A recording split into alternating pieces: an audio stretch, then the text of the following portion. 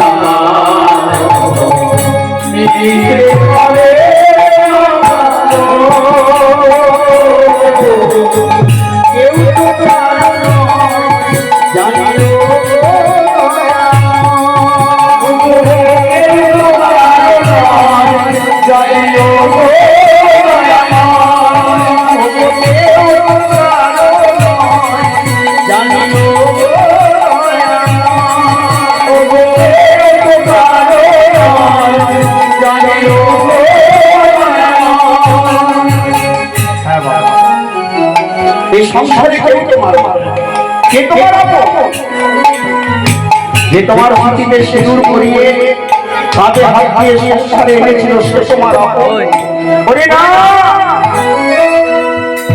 সে যদি তোমার চির আপন হলো সেদিন যখন সে চলে গেল তোমায় বলে গেল ওগো বলি মানুষ এই সংসারে তোমার তুমি যেমন একা এসেছো একা তোমায় চলে যেতে মানুষ বলে আসার সময় কিছু আগমনী যাওয়ার সময় সঙ্গে নিয়ে যেতেও পারবে না এই সংসারে আসার সময় এসেছিলে পূর্ব জন্মের সাধন সংস্কৃতি তোমার কর্মের ফল আর যাবার সময় তোমাকে নিয়ে যেতে হবে সংসারে এমন মানব তুমি কি করলে তোমার কর্মফল যেতে হবে সেই ভব পারে সেই কর্মের ফল অনুযায়ী তোমার বড় জন্মে উচ্চ বংশে উচ্চ কুলে তোমার জন্ম হইব। এসেছিলে ভক্তি তাই ওই বলি মায়ার সংসারে তুমি যখন এসেছিলে সঙ্গে আসার সময় এসেছিল তোমার গর্ব জন্মের সাধনা শক্তি কর্মের ফল। যাবার সময় সংসার থেকে তুমি তোমার কর্ম করলে তোমাকে যেতে হবে। তাই বিচার করে তোমার বড় জন্মে সেই সেই বংশে তোমার জন্ম। এসেছিলে ভবে ভেবেছিলে পাবে দেখা, এসেছিলে ভবে ভেবেছিলে পাবে দেখা, এসেছিলে ভবে ভেবেছিলে পাবে দেখা, এসেছিলে ভবে ভেবেছিলে পাবে দেখা। আমার আমার আমার করে কাটালে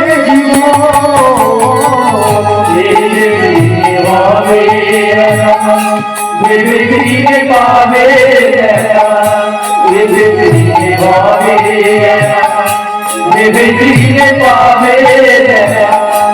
আমার আমার আমার করে কাটালে কেউ তো কারণ জানিও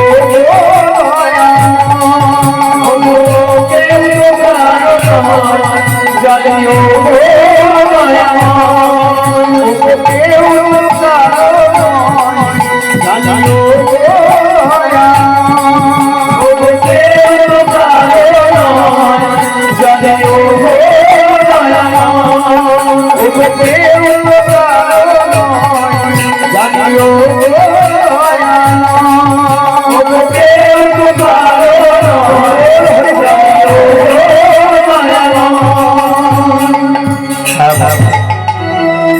এই সংসারে কেউ তোমার আপন নয়।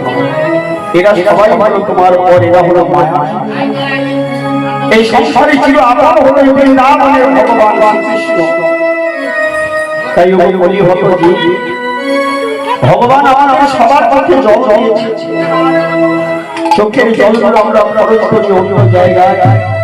সংসারে ছেলে মেয়ে আত্মীয় স্বজন পাড়া প্রতিবেশীর জন্য নয়, ভগবানের যার জন্য ভবে আসা, যার জন্য এমন মানব দেহ ভরা, তার জন্য দুঃখটা চোখের জল দিয়ে কেউ বলতে পারিনি হে গোবিন্দ আমি তোমার। এই সংসারের জন্য আমরা মা আমাদের সন্তানের জন্য, স্বামী তাদের স্ত্রীর জন্য, বাবা তাদের মায়ের জন্য, সংসার শুধু আমার জলের জন্য করে কৃষ্ণময় কেউ চোখের জল আসছে না। মায়ের কোলে সন্তান চলে যায়, মা ভাব চাপে হাহাকার করে উঠে সমুদ্রের বন্যা বইয়ে স্বামীর যদি কোনো দুঃসংবাদ আসে, স্ত্রী চোখের জলে ভাসিয়ে আঁচল ঝুঁকিয়েছে, কিন্তু কোন মানুষ ছিল বলে হারিবে তোমার প্রাণ।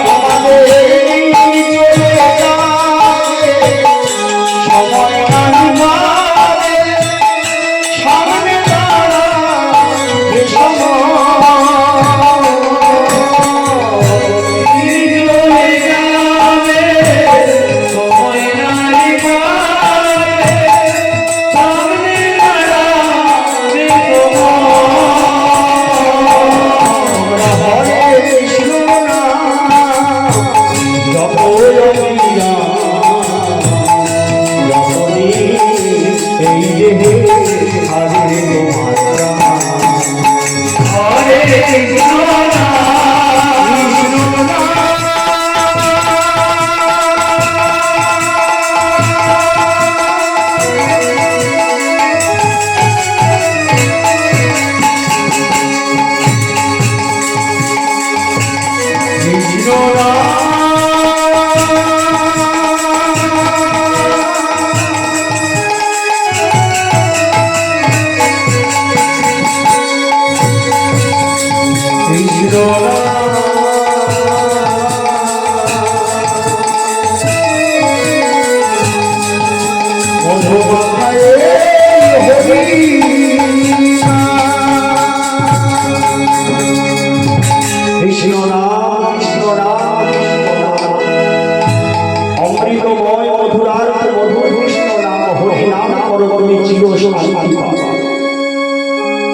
তাহলে দিন চলে যাবে, সময় নাই পাবে, কারণ শরীর মানুষের অন্তর্গত সদাই খাই ঘুমায় আর অসুরের মতো গাধার মতো পরিশ্রম করতে যায়। সকাল থেকে সন্ধ্যা পর্যন্ত পরিশ্রম করতে করতে দিন চলে গেল। একবার ভাবে দেখেছো এই জীবনে তুমি কি পেলে, এই সংসারে তুমি কি পেলে? অনেকের সুখ, অনেকের অনুভূতি, অনেকের আনন্দ, শেষের দিনে তোমাকে কাঁদতেই হবে কৃষ্ণ। কবে কাঁদবে মা? সময় থাকলে কাঁদবে না। যেদিন তোমার বার্ধক্যের যন্ত্রণা আসবে, যেদিন তুমি বৃদ্ধ হবে, সেদিন দেহটায় আসে কঠিন যন্ত্রণা, সেই যন্ত্রণায় তোমাকে কাঁদতে হবে। হে কৃষ্ণ, এবার তুমি আমায় পারাপার করো, আমায় পারাপার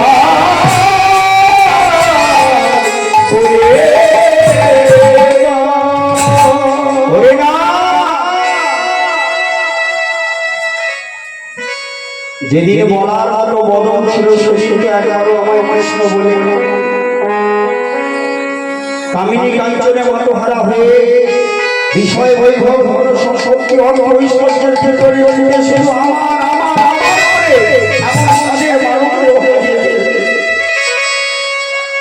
আজ বৃদ্ধ হয়ে গেছে, বার্ধক্যের যন্ত্রণা এসেছে। সারা জীবনে কোনো পুণ্য সংশয় করলে না, অপরাধ করলে, অত্যাচার করলে, অনাচার করলে, ব্যভিচার করলে, শেষের দিনে মনে পড়লো আমার ওরে না, শেষের দিনে তো সংসার আর আমার ভালো লাগে, এই সুন্দরী রমণী আর আমার ভালো লাগে, অতুল ঐশ্বর্য, টাকা পয়সা, গাড়ি বাড়ি, এসি, হাওয়া সব তোমার সহ্য হবে না। সেদিন তোমার ঠাই হবে ওই বাড়ি, উঠোনে না হলে বাড়ি বাড়ি। সেদিন সব মনে পড়ে যাবে এই জীবনের মৃত গর্বের কথা। হে গোবিন্দ, যা কিছু করেছি সব এই সংসারের জন্য করেছি, তার জন্য তোমাকে ডাকার সময় মনে হয়। ভক্তমণ্ডলী, ভগবতী মায়েরা, ক্ষমা চাইলে ক্ষমা তুমি পেতেও পারো। এমন কোন কঠিন অপরাধ আছে যে অপরাধের হয়তো ক্ষমা নেই, কিন্তু সন্তান যত অন্যায় করুক না, বাবা মা যা তাকে ক্ষমা করে দেয়।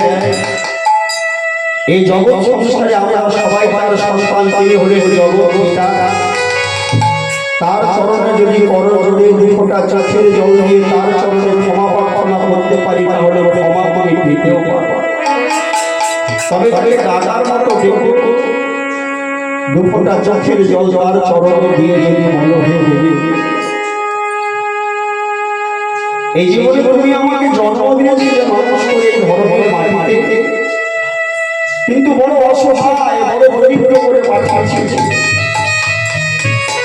সংসারে ছেলে মেয়ের মুখে মুখে ভাত ভাবলে দেওয়ার কারণে, বাবা মার মুখে ভাত ভাবলে দেওয়ার কারণে, সেই সকাল থেকে সন্ধ্যা পর্যন্ত বাবার মতো পরিশ্রম করে গেছি। তোমাকে ডাকার মতো সময় আমি পাই না। তাই এই জীবনে আমি যদি তোমায় ভুলে যাই, তুমি যেন আমায় ভুলে যেও। আমি যদি তোমায় ভুলে যাই, তুমি যেন আমায় ভুলে দিয়ে দূরে সরিয়ে দিও না। এই জীবনে যা যাচ্ছ তাতেই আমি সুখী। শেষের দিনে যেন আমার রান্না চরণে আমার একটু জায়গা দিয়ে শ্বশুরে যেন আমি যা আছো চাই। তুমি কেন আমি মনে করে পাঠালে? আমি সারা জীবন তোমার বাড়ি করবো বলে এসেছিলাম। তুমি কেন আমি করে পাঠালে? ওগো জীবনে মরণে আমি যে তোমারি বলিতে পারি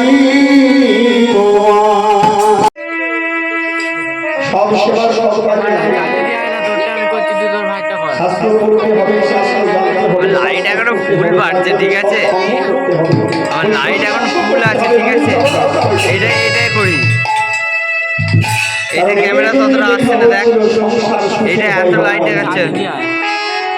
চার্জার তো উপরে গেছে, উপর থেকে চার্জ আন।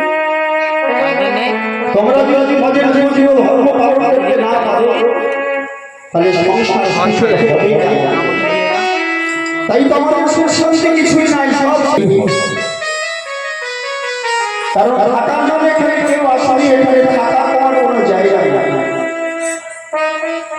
যে বাড়িটায় বাস করো এটা হয়তো তোমার ছিল, হয়তো করেছো, কিন্তু এই ভিটেটা, এই বংশটা, এই জায়গাটা বাপ ঠাকুর দাদা তারাই সংসার করে করে এক করে সবাই সংসারের ভাড়া মিটিয়ে চলে।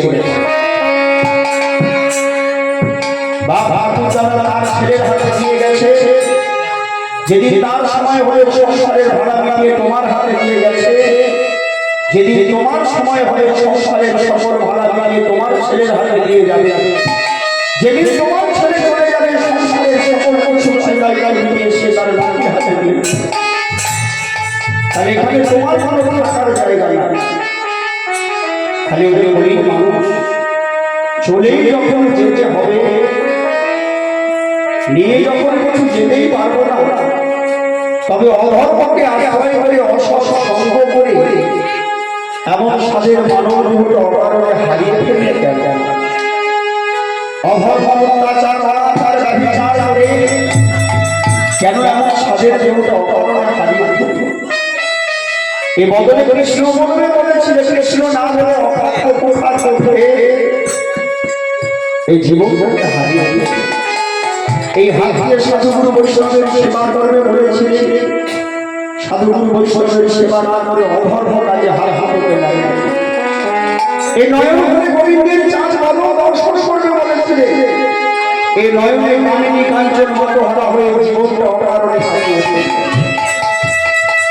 এখানে হরিনাম শুনবে বলেছিলেন, এখানে হরিনাম শোনা হলো না, পর চর্চা পর নিন্দা সুস্থে সুস্থে এই জীবনটা তোমার শেষ হয়ে গেল।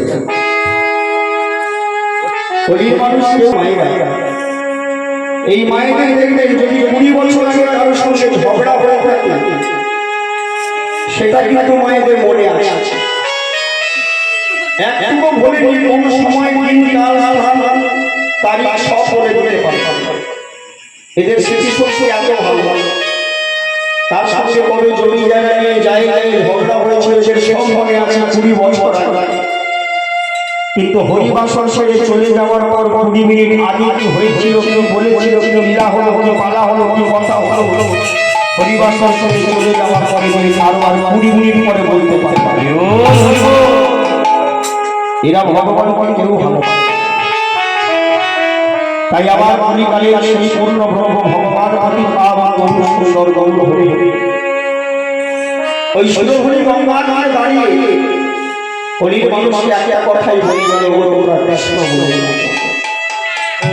মহাপ্রভু যেদিন চলে গেলেন তিনি যাবার সময় তার অন্তরঙ্গ কিছু ভক্তদের বলেছিলেন, আমি কলিকালের বাড়ি থেকে চলে যাই, আমি তোর বিরোধী থাকবো, তাহলে কি কলিকালে হরিনাম কৃষ্ণ নাম বন্ধ হয়ে যাবে?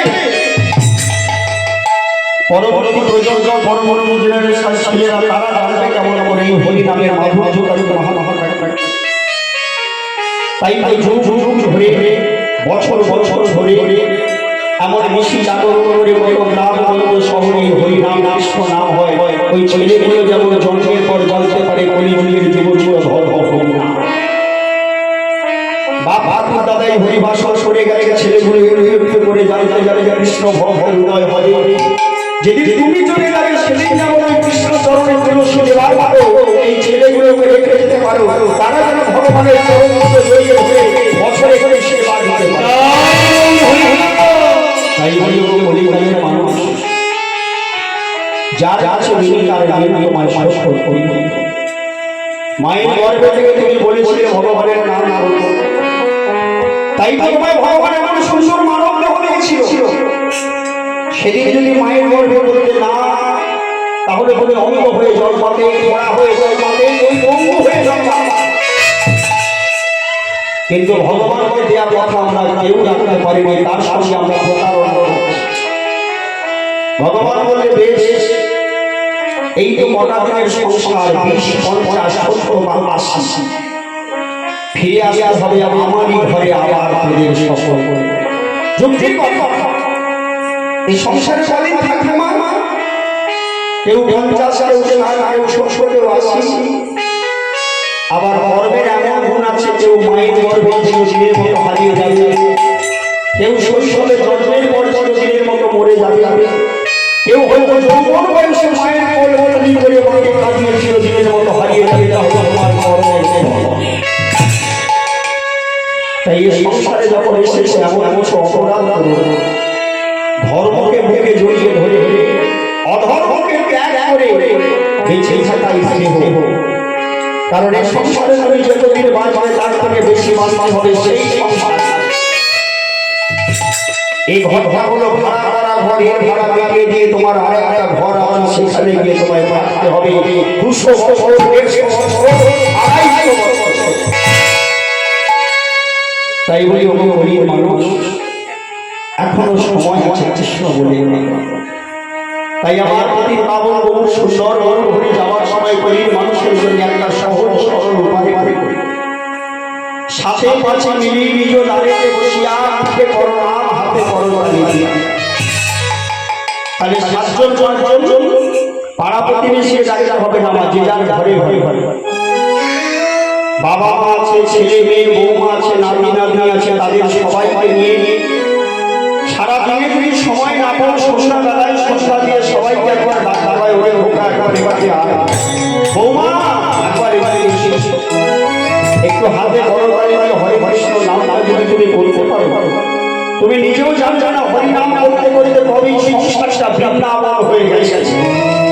আর এই বৃন্দাবনের প্রসাদ সেবা করতে করতে একদিন তোমার মতো পরম ভক্ত পরম বৈষ্ণব আর পৃথিবীতে অবতীর্ণ করতেও হবে। এমনি করি করি হরি নাম করতে করতে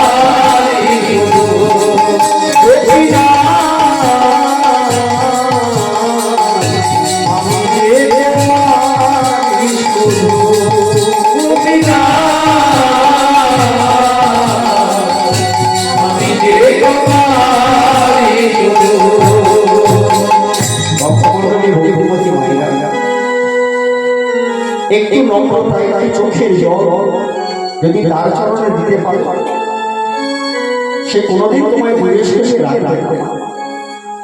ভগবান তোমাকে ঠিক আপন করে তার কোলে তুলে নেবে। তাই ওই গরিব মানুষ এখনো সময় আছে, পূবের সূর্য পশ্চিমে ঘুরে গেছে, সন্ধ্যা হতে আর বেশি দেরি নাই।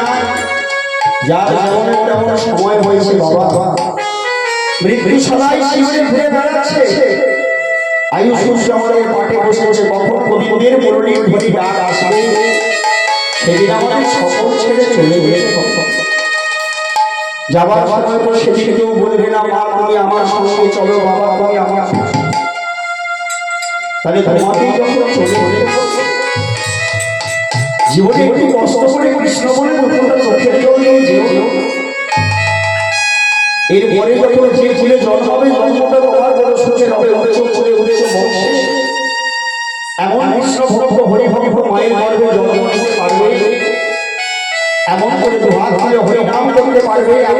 বৃন্দাবনের মাটিতে বসে হরি নাম কারণ মনুষ্য জন্ম চার মাত্র একবার নয় রে বাবা, নয় রেখে না না। এই যে মানুষ হয়েছে মরবে, আবার জন্ম নিতে হবে, আবার মৃত্যুকে বরণ করবে, আবার তোমায় জন্ম নিতে হবে।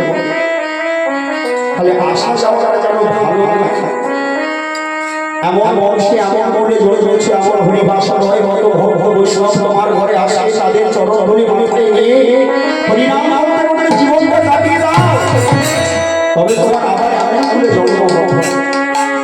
মিছে অহংকারের বশে যদি এমন কোনো ভুল করে থাকো, তোমার এই মৃত্যুর পরে তোমার গতি হবে সেই দিনে যেখানে তুমি কৃষ্ণ বলতে বদলার পাবে না, যেখানে ভগবানকে দর্শন করতে নয় যাবে না, যেখানে হাত দিয়ে দিয়ে ভগবানের মন্দিরে জল হবে, ধূপ দেবে, তুলসী চন্দন দেবে, সে দিনটা আর আমার হবে না।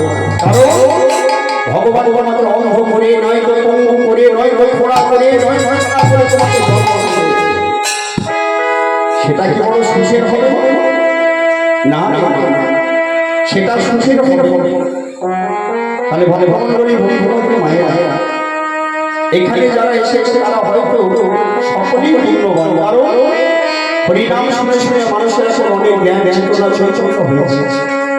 এরা সবাই তুলসী গাছের গোড়ায় জল দেয়, যে যেমন তেমন হয়তো ভগবানকে ডাকে, তবে আরো একটু বেশি করো, আরো একটু লাড়ু করো, আরো একটু গভীর, তাতে তোমারই মঙ্গল, আরো কিছু। জয় জয় জয় জয় রাত্রি আরো হচ্ছে, সবাই পরিশ্রম করে সারাদিনের কাজকর্ম করে আছে, হরি কথা শোনার সময় হয়তো মানুষের নাই, নাইও শুনতে আসতে হয়। তাহলে কিছু বিষয় করতে হবে, কি করবো আমি আমাকে কোনো সিদ্ধান্ত হতে পারি না, কারণ সবই তো প্রায় হয়ে গেছে। ঘরে যেমন রোজের খাবার কোনোদিন পুরনো হয় না, রোজের সকাল দুপুর সন্ধ্যা তিনবার খেতে হয়, তাতে যেন কোনো ক্লান্তি নেই, কোনো ঘৃণা নেই, কোনো নেই।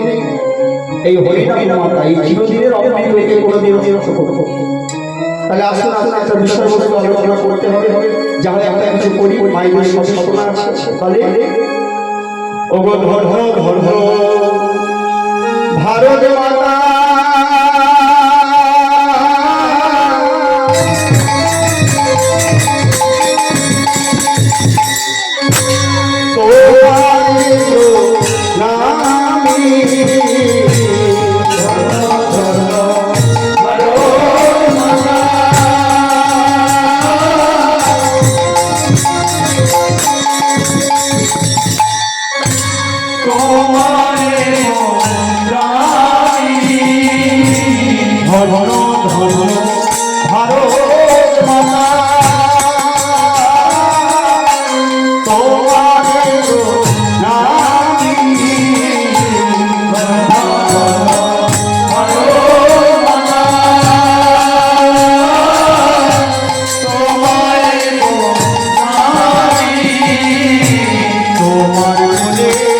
এলো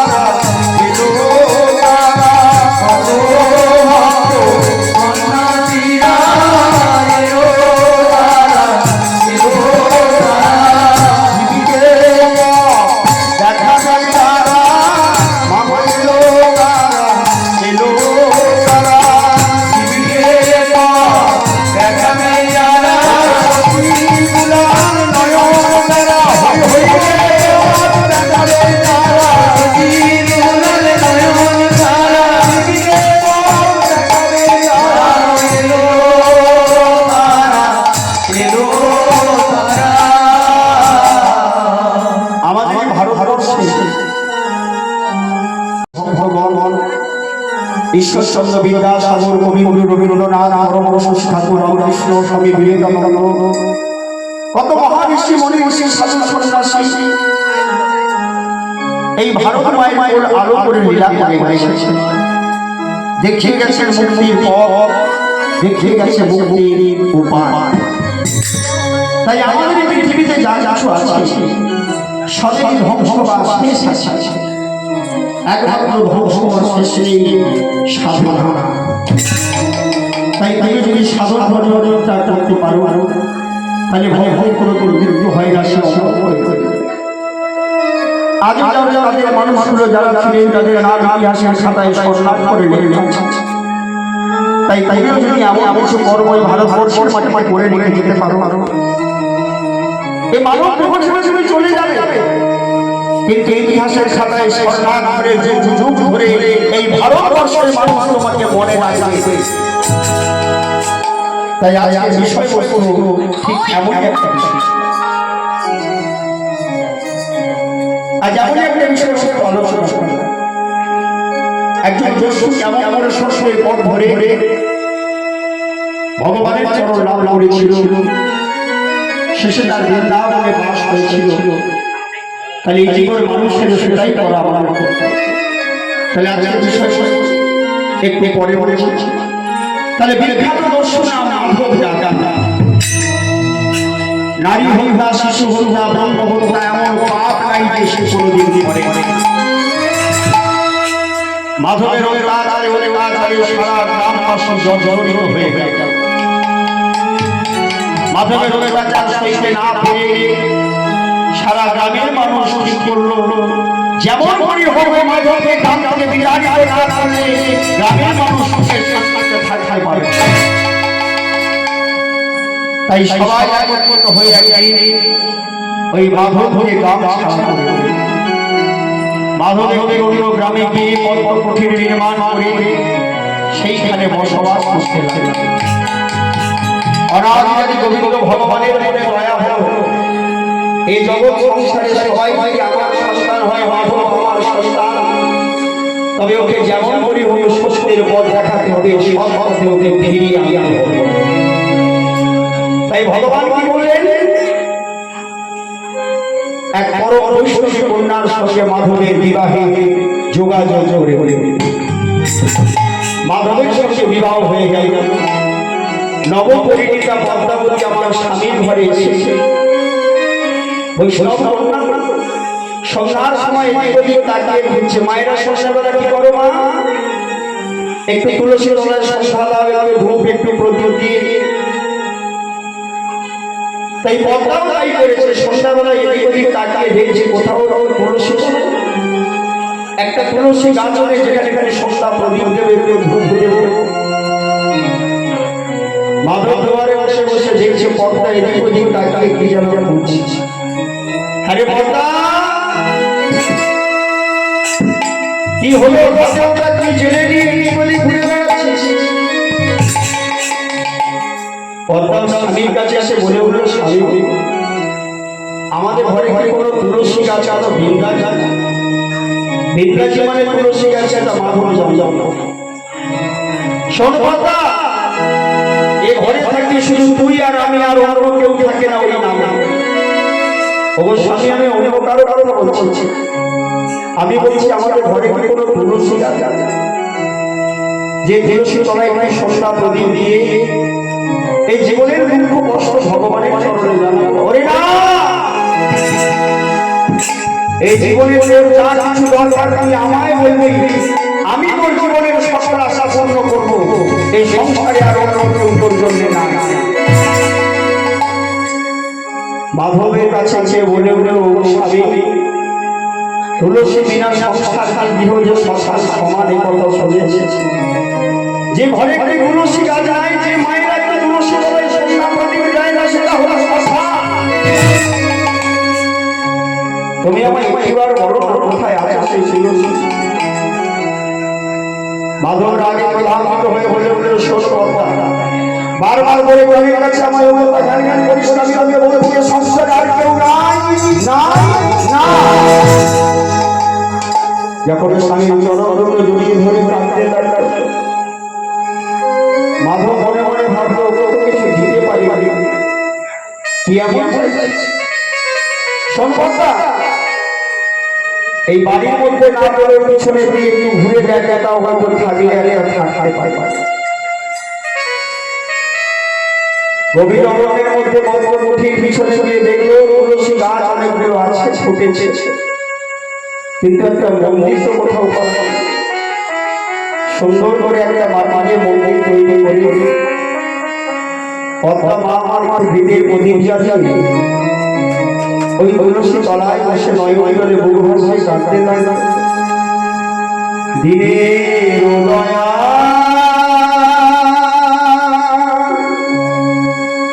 পতিত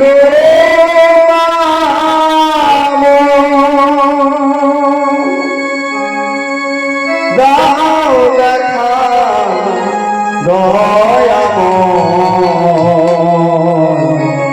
আমার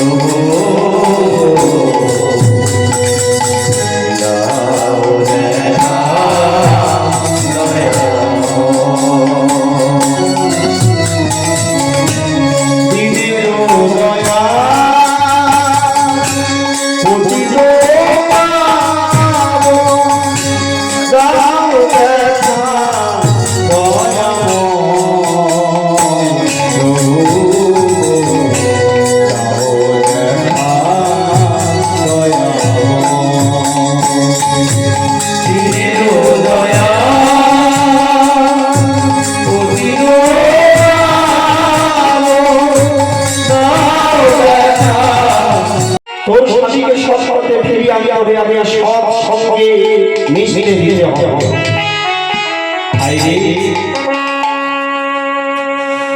যে সারা জীবন অশ্ববৃদ্ধি ছাড়া কিছু জানে না, যার ঘরে গিয়ে কোনো গাছ পর্যন্ত নেই, তাকে আমি কেমন করে সৎসঙ্গে মেশাবো, কেমন করে সৎসঙ্গ তাকে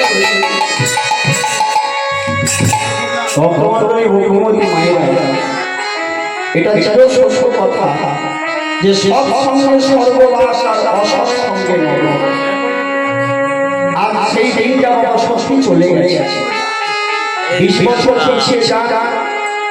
আগে পাড়ায় পাড়ায় এমন বয়স্ক মানুষ ছিল যারা একটু রামায়ণ পাঠ করতো, একটু মহাভারত পাঠ করতো, একটু গীতা পাঠ করতো, একটু শাস্ত্র কথা বলতো। এই গ্রামের যারা বৃদ্ধ মানুষ আছে তারা সেখানে গিয়ে বসতো, সেই পাঠের কথাগুলো শুনে তারা সংসারে এসে পরিবেশন করতো, ছেলে মেয়ে বৌমা নাতি নাতনি।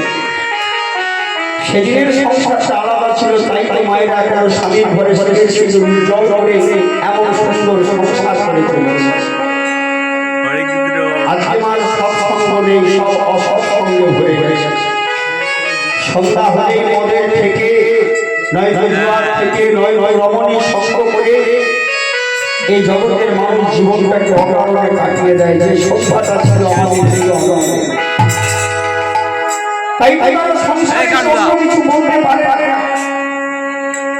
অধর্ম অসৎসঙ্গ ছাড়া ওরা জানো আজ ওরা ওদের বউরা ওদের এই হয়েছে, ওদের ঘরে ছেলেটাই হয়েছে, ওদের ঘরে মেয়েটাই হয়েছে। সংসারে কথাটা আলোচনা হয়, কেউ একবার বলে না যে রাম কেমন করে ভগবতী গিয়ে শৈশব পালন করার জন্য। তুমি এই সংসারের কর্মী, তোমার এই সংসারের সকল দুঃখ কষ্ট জ্বালা যন্ত্রণা সহ্য করতে পাগল জানার কোনো ভিতরটা কালো করে উঠোনটা চকচকে করে জীবনটা কাটাতে হবে। সংসারে বাবা মার সেবার করতে হবে, কথা কেউ আর বলে না, তাই তাই আরো করে। তাই বলে বলল কথা কেমন করে আমি আমি সৎসঙ্গ মিশতেছি। সর্বদা আমি তুই যদি তোর স্বামীকে সৎসঙ্গে মেশাতে পারিস তবে তোর স্বামী একদিন ঠিক ফিরে আসবে। এই ধর্মের ভগবান চলে গেল, মাধব বললে বেশ, তবে তাই ভাই পদ্মা সেই কথা চিন্তা করে দিনের পর দিন এমনি করে কাটা। এদিকে মাধব বললে সন্ধান করে আসে রাত্রেবেলায় ডাকাতি করতে। মাধব আর সারা দিয়ে হরে হরে পদ্মা সারা দিয়ে কাজ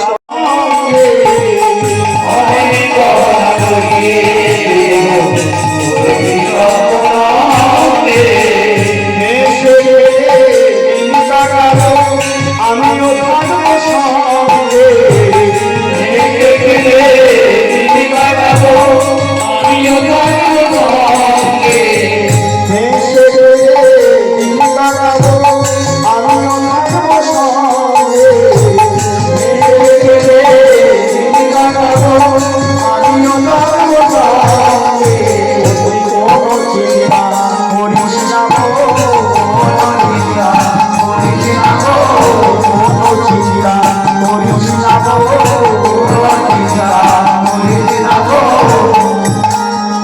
যেই না বলেছে পদ্মাবতী মা আমার স্বামীকে বলে বলল, স্বামী আমি আমার কাছে সব চাই নাই,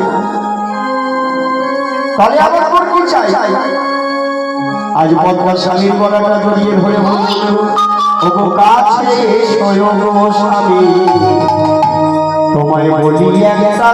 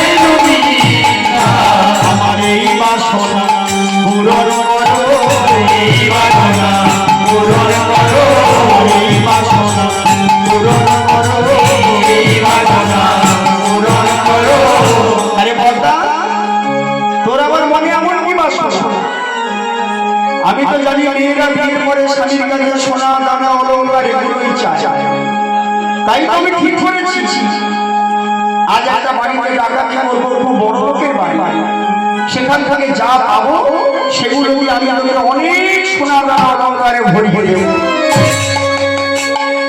পদ্মা মনে মনে ভাবে হাই হাই আমি বলতে গেলাম আর মনে বুঝবো না গো স্বামী, আমি তোমার কাছে অসব কিছু চাই না, আমার শুধু মনেই বাসনা আজ ওই বাবুদের বাড়ি হরিনাম হচ্ছে, তুমি একবার শুধু হরিনাম সবাইকে একটু হরিনাম শুনে এসো।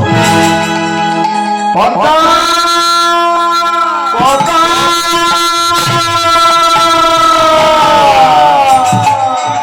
কি বললি পদ্মা?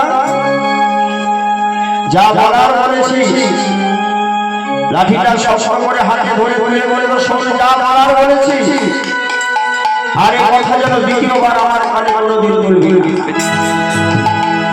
আসলে সেই বাবা জীবনে মেয়ে তো, তাই করে আমার উপর শীত মনে বাসনা, তাই তোর সোনা দানা অলংকারে মন ভরে না, তোর ওই হরিনাম শুনতে যাওয়ার বাসনা হয়। সন্ধে হয় এই শোনো কথা আমায় মনে মনে বলে বলি। পদ্মা মনে মনে ভাবছে তাহলে স্বামীকে একবার পাঠাতে পারে, তাই কি করেছে আজ স্বামীর চরণ দুটো জড়িয়ে ধরে নয়ন জলে বুক ভাসায় কালিয়া কেঁদে বলব, নয়ন জলে বুক ভাসায় স্বামীর চরণ দুটি কেঁদে জড়িয়ে ধরে বলে বলে, স্বামী আমি তোমার কাছে জীবনে আর অন্য কিছু চাই না, আমার সঙ্গে এই শেষ বাসনা তুমি আমার জীবনে বেঁচে থাকতে পূর্ণ করো।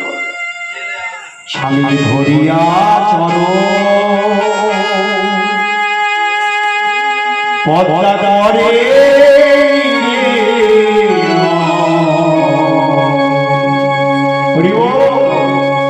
তোমায় যেতে হবে হরি সভা।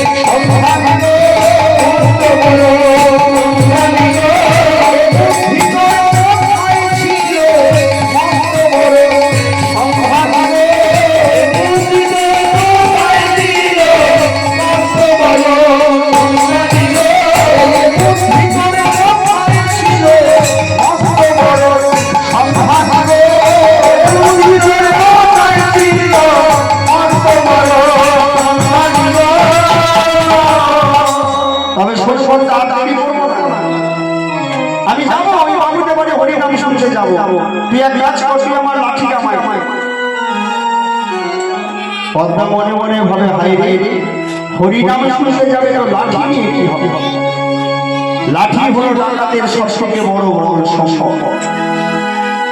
পদ্মা মনে মনে ভাবে, লাঠিটাও না দিলেও আর যাবে। লাঠিটা হাতে নিয়ে ভগবানের দিকে তাকিয়ে বললে, শোনো ঠাকুর, অনেক কষ্ট করে রাজি করিয়েছি, লাঠিটা তোর হাতে দিলাম না, তবে তুমি আমার স্বামীকে রক্ষা করো, যেন হরিভাষণকে কোনো ভক্ত কোনো বৈষ্ণবকে হোড়া না করে, তাহলে সারা জীবন বৈষ্ণব অপরাধী হয়ে যাবে। স্বামীর হাতে লাঠিটা দিয়েছে, লাঠিটা নিয়ে মাধব বললো, পদ্মা আমি আসি, আমার যদি আসতে দেরি হয় খেয়ে ঘুমিয়ে পড়ি।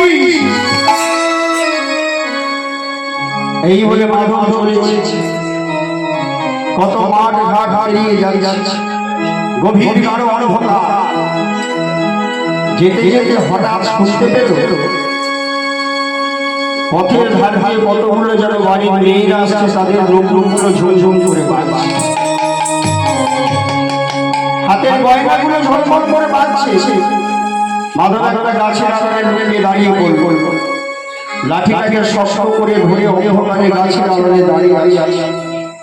যেই না আসবে তাদের উপর ঝাঁপিয়ে পড়বে। তারা মনের আনন্দে চল চল, হয়তো হরিনাম আরম্ভ হয়ে যাবে, তাড়াতাড়ি চল, একটু পা চাল চাল। যেই না সামনাসামনি এসে মাধব লাঠিটা হাতে নিয়ে উঠলো, বলে উঠলো, দাঁড়া। ঝাঁপিয়ে পড়লো তাদের উপর, সরষকে দাঁড়িয়ে পড়লো। মাধব তারা আধো আধো চিনতে পেরে মনে মনে ভাবলো, তো সেই দোষ আজ কার মুখ দেখে উঠেছিলাম জানি না, পথে এমন মাধবের হাতে পড়তে হতে। আজ যদি আমাদের আর হরিনাম শোনা হলো না, আমাদের সবাই মাধবের চিন্তা ওঠানো, লাঠিটা ধরে দাঁড়িয়ে মনে মনে ভাবছে, এই তো হাতে গোনা কটা 10-12 মেয়ে, এদের গয়নাগুলো যদি আমি এদিকে মেরে নিয়ে চলে যাই, তাহলে আমি ঠকে যাবো না?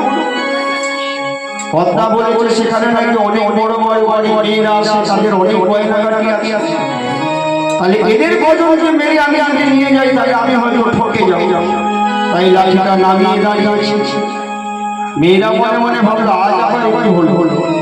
মাধব আমাদের কিছু বললো না, নিস্তব্ধ হয়ে দাঁড়িয়ে। পিছন থেকে একজন সাহস করে বলে উঠে, ওরে শোন শোন, আমরা হরিনাম শুনতে বেরিয়েছি, তাই আমাদের আজ আর কিছু বলবে না, মাধব বুঝি যাবে আমাদের সঙ্গে। মাধব দাঁড়িয়ে রইল, তারা পাশ দিয়ে চলে গেল হরিভাষণের দিকে। তারা চলে অনেকে, মাধব চলে তাদের পশ্চাতে পশ্চাতে। হরিনাম শুনতে সবাই হরিভাষণে প্রবেশ করল।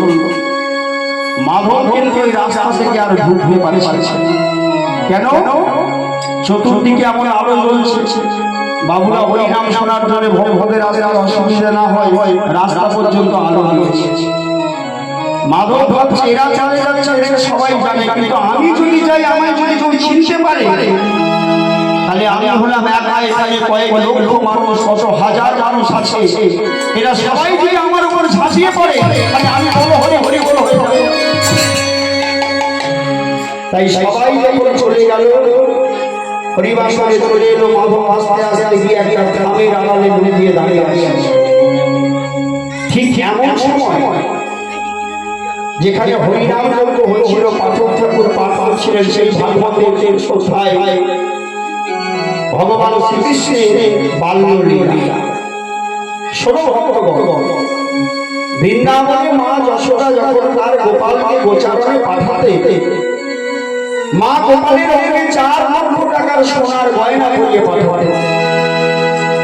1 লক্ষ টাকার চূড়া, 1 লক্ষ টাকার ধরা, 1 লক্ষ টাকার চরণের মুকুট, আর 1 লক্ষ টাকার মুরলি। মাধব কথা শুনে চমকে উঠল। একটা ছোট ছেলে গরু চড়াতে যায়, তার মাতাকে 4 লক্ষ টাকার গয়না পরিয়ে পাঠায়।